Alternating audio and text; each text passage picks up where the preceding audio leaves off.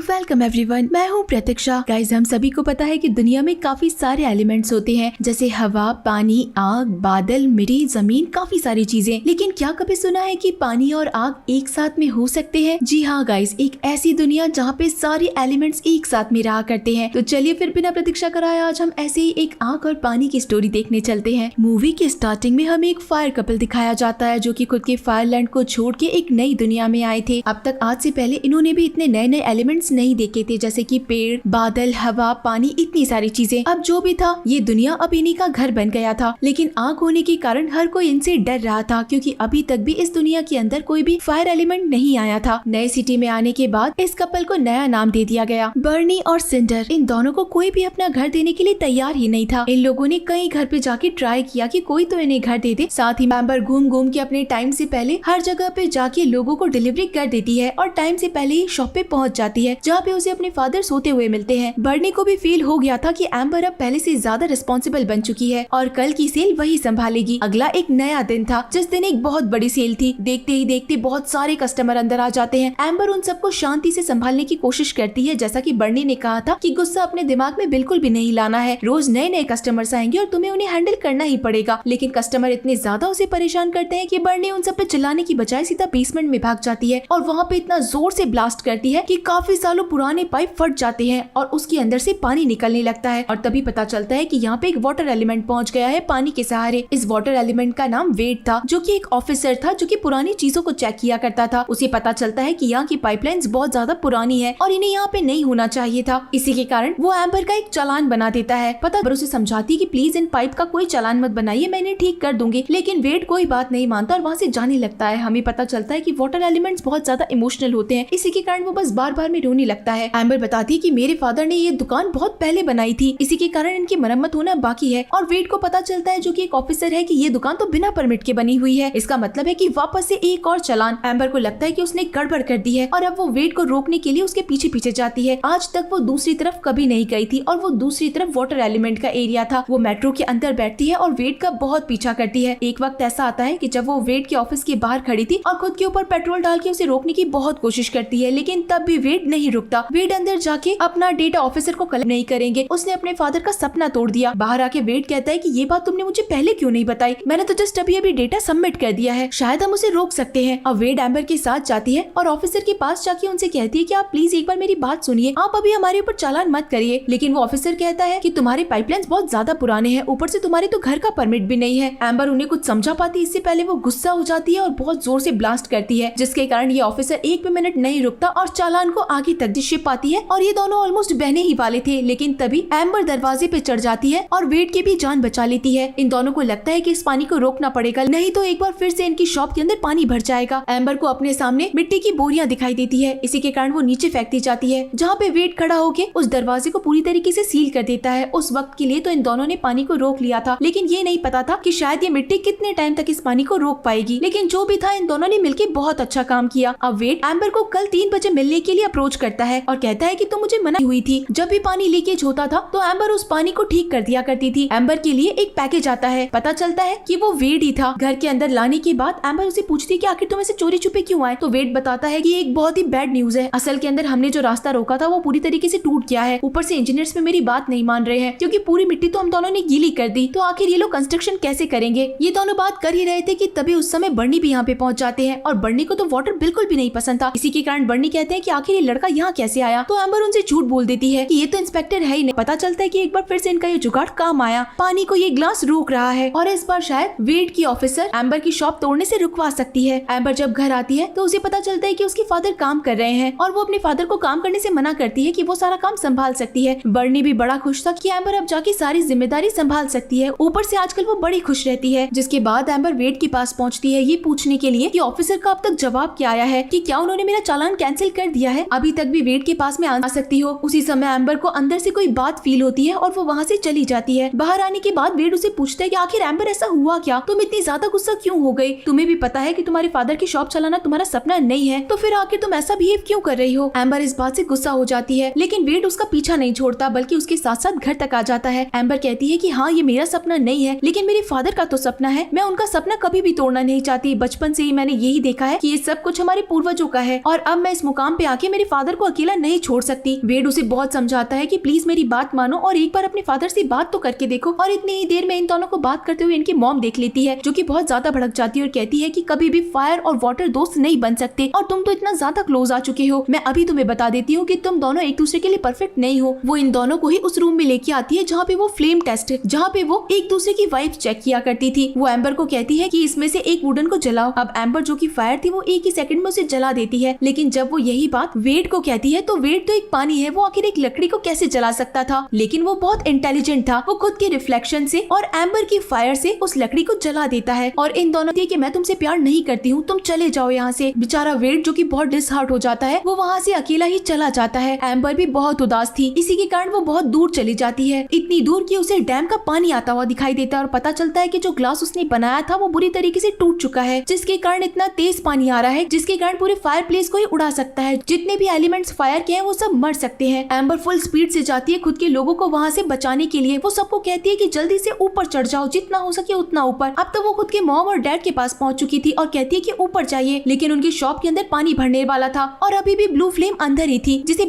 Amber रोने लगती है और वो वेड को खोना नहीं चाहती। इसी मोमेंट पे वो कहती है कि वो वेड से बहुत ज्यादा प्यार करती है। ये दोनों आखिरी हक करते हैं और इतनी गर्मी होने के कारण वेड पूरी तरीके से मर जाता है। कुछ ही देर के अंदर एम्बर के पेरेंट्स यहाँ पे पहुंच चुके थे और सारे मलबे को हटा के वो एम्बर को बाहर ले आते हैं, लेकिन एम्बर वहाँ पे बैठ के रो रही थी। उसने ब्लू फ्लेम तो बचा ली, लेकिन वो वेड को बचा नहीं पाई। और अब आखिरकार वो अपने फादर को भी बता ही देती है कि इस शॉप को चलाना उसका सपना नहीं था, बल्कि उसका सपना तो अलग था। लेकिन वो अपने फादर को दुखी नहीं देख सकती थी, यही कारण था कि वो इस शॉप को चलाने के लिए रेडी थी। जिसपे बर्नी कहता है कि पागल लड़की, ऐसा तो मैंने कभी सोचा ही नहीं था कि ये सपना तुम्हारा हो सकता है, बल्कि मेरा सपना तो तुम हो। तुम बड़ी हो जाओ, समझदार हो जाओ और हर चीज को हैंडल कर सको। बर्नी और एम्बर एक दूसरे के गले मिल जाते हैं और एकदम से रोने की आवाज आती है, वही पोर्शन जिसके अंदर